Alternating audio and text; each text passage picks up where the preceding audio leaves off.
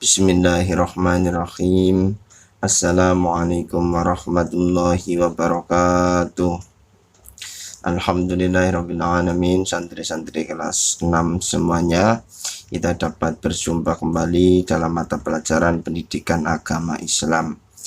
Pada kesempatan kali ini Pak Amir akan menyampaikan lanjutan dari minggu-minggu sebelumnya mengenai pembahasan latihan soal untuk USBD. Kalau minggu kemarin sudah dibahas dari nomor 1 sampai 25. Sekarang kita lanjutkan nomor 26 sampai 50. Ya, langsung saja Pak Amir mulai bacakan soalnya dan jawabannya. Nomor 26. Perhatikan pernyataan berikut ini. Sikap pantang menyerah ditunjukkan pada nomor 1. Pak Nawawi menyibukkan diri membaca. 2. Pak Nurdin mengajari anaknya belajar membaca. 3. Pak Ahmad tidak malu-malu belajar huruf hijaiyah walaupun sudah tua. 4. Pak Zubaidi selalu berjalan kaki bila belajar huruf hijaiyah di Masjid Al-Muqarrabin. Ini yang ada kesulitan tapi tetap mengerjakannya. Itu kan pengertian dari pantang menyerah. Yang ada kesulitan tapi tetap mengerjakan. Berarti jawabannya yang nomor 3. Tidak malu-malu belajar huruf hijaiyah walaupun sudah tua. Sudah tua kan banyak kesulitannya ya, rasa malu nanti diejek, dihina ya, dibully, udah tua kok nggak bisa. Dan orang tua juga misalnya penglihatannya sudah tidak tajam ya, udah kabur. Nah, kalau tetap belajar ini namanya pantang menyerah seperti Pak Ahmad. Nomor 26C. 27. Perhatikan pernyataan berikut ini. Hikmah sikap toleransi ditujukan pada nomor menumbuhkan sikap tolong menolong. Ya, menumbuhkan sikap sabar dan tawakal. Toleransi hubungannya dengan sesama manusia ya, menumbuhkan kepribadian yang tangguh. Ini berhubungan dengan diri sendiri. Yang keempat, menumbuhkan semangat untuk bekerja keras. Ini berhubungan dengan diri sendiri. Yang berhubungan dengan orang lain berarti toleransi yang nomor 1. Nomor 27 jawabannya A. Lanjut 28.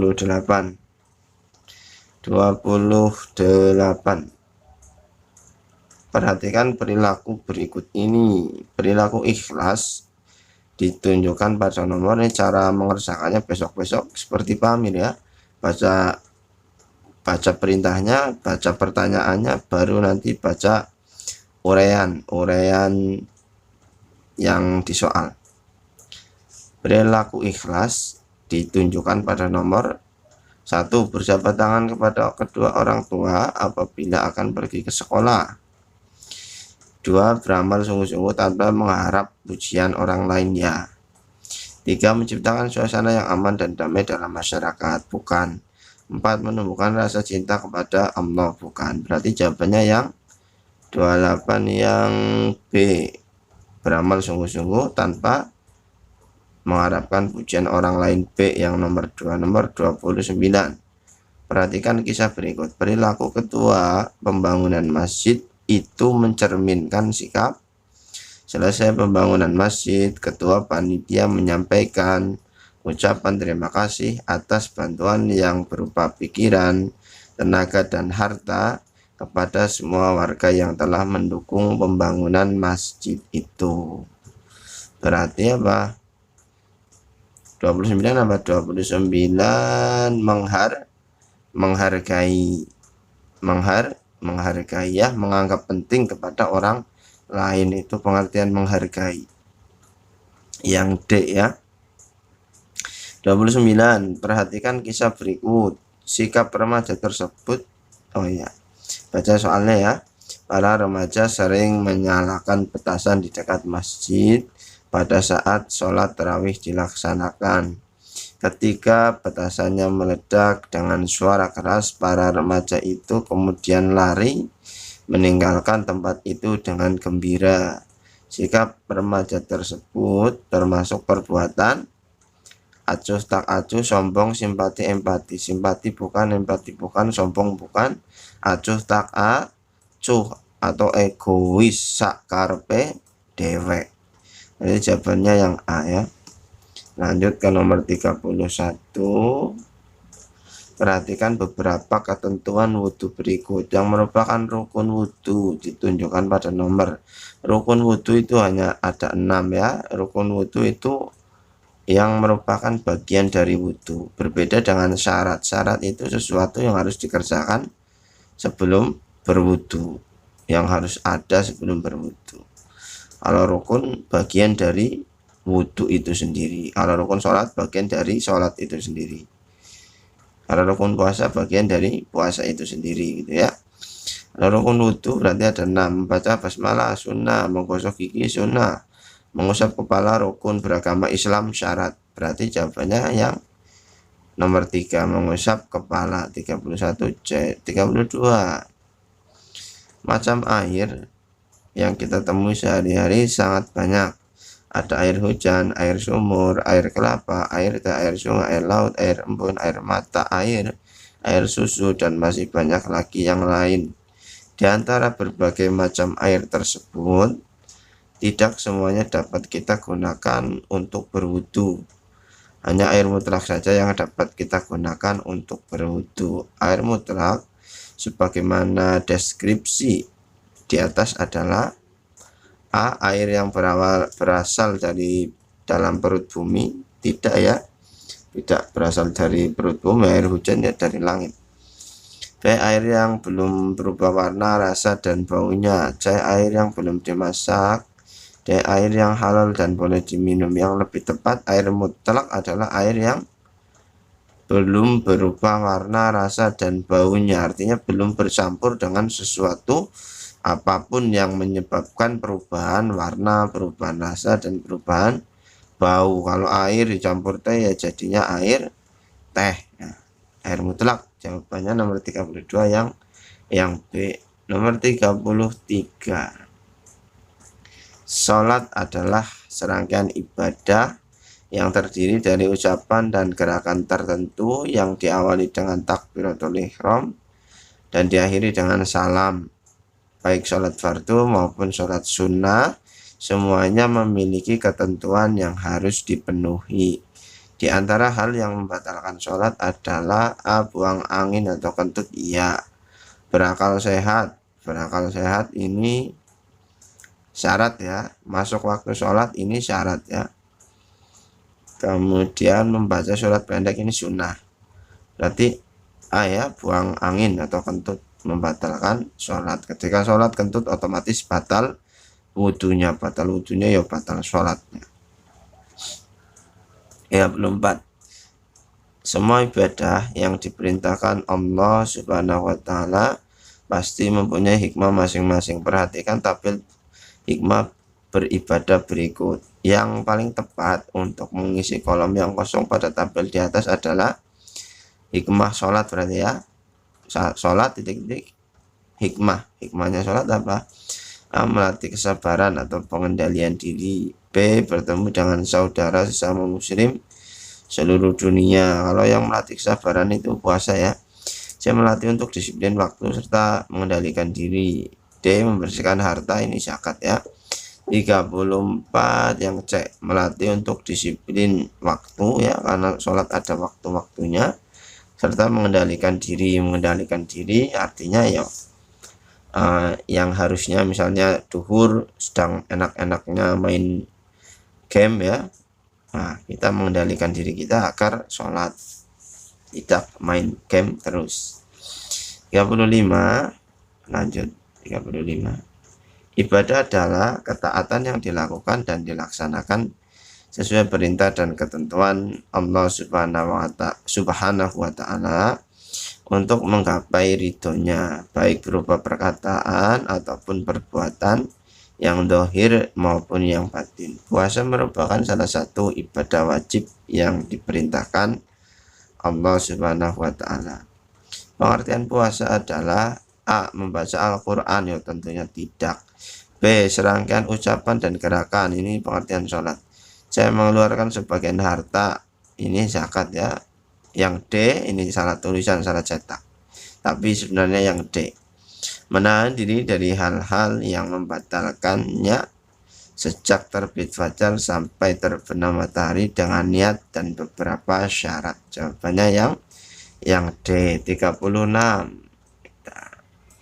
Rukun Islam yang ketiga adalah puasa. Dalam ajaran Islam telah diatur ketentuan-ketentuan dalam menjalankan ibadah puasa, baik berupa syarat wajib, syarat sah, rukun maupun sunnah-sunnah puasa. Apabila ketentuan-ketentuan tersebut dapat dipenuhi, maka seorang mukmin yang berpuasa pasti memperoleh predikat takwa. Di antara syarat wajib puasa adalah sesuatu yang harus dikerjakan sebelum berpuasa, harus ada sebelum berpuasa ya. Yang A, kuat atau mampu berpuasa. B, hilang akal meskipun sebentar, ini yang membatalkan puasa ya. Berniat puasa di malam hari, ini rukun, bagian dari puasa. D, menjaga pandangan, ini hal-hal yang dapat agar tidak hilang pahala puasanya. Berarti syarat wajibnya adalah yang A, kuat atau mampu berpuasa. Yang C itu kalau niat itu rukun ya, bagian dari puasa itu sendiri, kan hanya ada 2, niat dan menahan diri mulai terbit fajar sampai maghrib. Yang 7, ketentuan yang tepat untuk mengisi kolom yang kosong adalah ini apa? Sholat tarawih, waktu pelaksanaannya titik-titik setelah maghrib sampai terbit fajar. Salah ya, maghrib kan masih ada isya. Yang B, setelah maghrib sampai sesudah subuh, yang enggak ada ya, sesudah subuh. Sholat isya sampai subuh ya, ini jawabannya yang C ya, setelah sholat isya sampai subuh. Kalau yang D, setelah sholat isya sampai jam 8, ya enggak benar ya. Nomor 38, nah, coba baca lagi. Tata cara dan adab bertadarus Al-Quran yang benar ditunjukkan pada nomor membaca Al-Quran harus bersama-sama dan kompak. Enggak ya, kalau tadarus gantian ya. Nomor 2, tidak berbicara dan bersanda gurau atau bercanda, ya ini benar. Yang 3, membaca Al-Quran dengan suara yang sekeras-kerasnya, enggak ya. Yang 4, membaca Al-Quran harus dengan hafalan, ya tidak juga, membaca kok hafalan. Ya berarti yang 2, jawabannya yang B, 38. B, 39. Perbedaan antara zakat dan sodako yang tepat ditunjukkan pada nomor 1. Zakat berupa makanan pokok, sedangkan sodako berupa makanan apa saja. Benar enggak? Zakat berupa makanan pokok, ya enggak juga ya. Zakat kan ada zakat mal juga yang bukan makanan pokok. Kalau sodako bukan hanya makanan, bisa apapun. 2, zakat terdapat perintahnya dalam Al-Quran, sedangkan sodako belum ada perintahnya dalam Al-Quran. Ya sama lah ya, ada perintahnya dalam Al-Quran meskipun tidak secara langsung ya, tidak secara jelas atau tersirat. Nomor 3, zakat diberikan secara spontan. Yang enggak spontan ya spontan secara langsung, secara tiba-tiba, sedangkan sodako ada waktunya. Justru kebalik ya, kalau sodako bebas, kalau itu ada waktunya zakat. Yang keempat, zakat hanya boleh diberikan kepada yang berhak saja, sedangkan sodako boleh diberikan kepada siapa saja. Ini baru betul ya, zakat diberikan hanya kepada 8 golongan yang berhak menerima zakat. Sodako kepada siapa saja. Berarti 39 jawabannya yang D. Nomor 40, hikmah zakat yang sesuai dengan cerita di atas adalah bak fakir keadaannya sangat memprihatinkan. Untuk memenuhi kebutuhan sehari-hari ia harus bekerja sampai larut malam. Betapapun ia bekerja sangat keras, namun kebutuhannya belum juga dapat tercukupi. Pak Haji seorang tetangganya yang baik hati dan diberikan rezeki yang sangat berlimpah oleh Allah Subhanahu wa Ta'ala. Ia tidak segan-segan untuk menyalurkan zakatnya kepada Pak Fakir. Yang A mendorong seluruh warga untuk selalu hidup rukun dan damai. Bukan ya.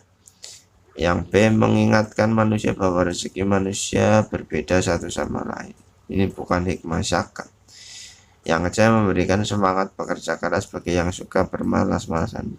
Bukan juga ya. Yang D mengingatkan manusia bahwa harta dan kekayaan hanyalah titipan dari Allah Subhanahu wa Ta'ala. Ini jawabannya yang D ya. Karena titipan jadi kita nggak boleh pelit. Harus dibagikan, orang punyanya Allah berarti harus kita bagikan kepada sesama makhluknya Allah yang membutuhkan dengan berzakat. Zakat kan hanya setahun sekali, sangat mudah. 41. Ayah Nabi Muhammad Shallallahu Alaihi Wasallam bernama, ini langsung jawab aja kalau ada soal begini ya. Jawabannya Abdullah. Jawabannya yang B. 42. Mukjizat apakah yang diberikan Allah Subhanahu wa Ta'ala kepada Nabi Musa alaihissalam? A. Dapat mengeluarkan air dari batu. B. Dapat berbicara dengan binatang. Bukan. Dapat mendinginkan api yang panas. Bukan. Dapat membelah bulan dengan tangannya. Bukan. Berarti yang A ya, dapat mengeluarkan air dari batu. 43. Salah satu tantangan yang dihadapi Nabi Ayub alaihissalam. Tantangan yang dihadapi para nabi maupun rasul sangat berat dan berbeda-beda satu dengan yang lainnya. Nabi Muhammad SAW ketika sedang sholat dilempari kotoran onta. Nabi Musa alaihissalam akan dibunuh oleh Raja Fir'aun. Nabi Harun alaihissalam ketika ditinggal Nabi Musa juga mau dibunuh oleh kaumnya. Nabi Ayub alaihissalam lebih pedih penderitanya. Salah satu tantangan yang dihadapi Nabi Ayub alaihissalam adalah dirampok harta bendanya, enggak ya. Dicuri hewan ternaknya, tidak. Ditinggal oleh istrinya, iya. Disiksa badannya, disiksa oleh siapa? Enggak ada yang menyiksa ya. Badannya itu terkena penyakit. Mungkin yang lebih tepat itu ditinggal oleh istrinya ya, karena ketika hartanya hilang, anaknya meninggal, kemudian badannya sakit, Nabi Ayub itu kan sebelumnya itu masih ada istrinya yang membantu. Di kondisi yang sangat susah tersebut masih ada istrinya. Setelah istrinya pergi itu udah sangat-sangat menderita, ibaratnya tinggal sendiri ya, sedang sakit-sakitnya. Nah itu mungkin jawaban yang lebih tepat, itu ditinggal oleh istrinya, itu jauh lebih sakit itu ya, lebih menyakitkan. 43 jawabannya yang C. Nomor 44.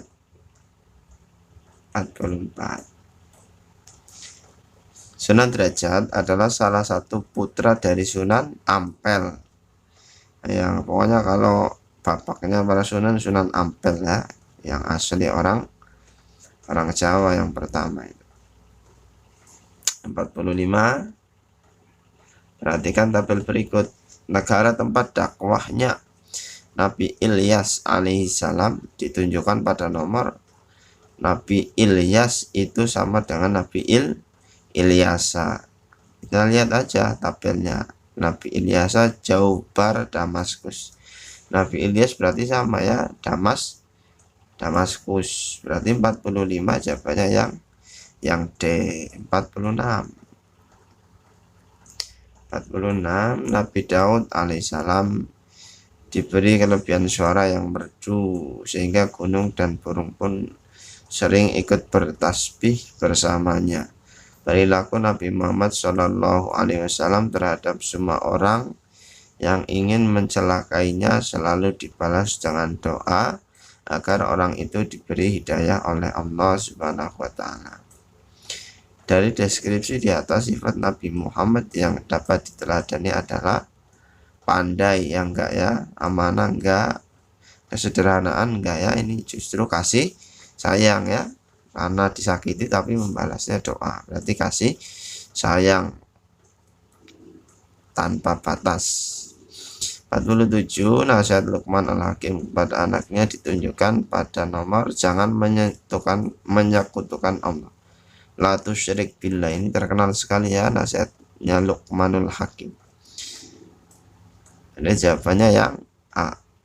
47 yang A ini diingat-ingat, nasihatnya Luqman jangan menyekutukan Allah.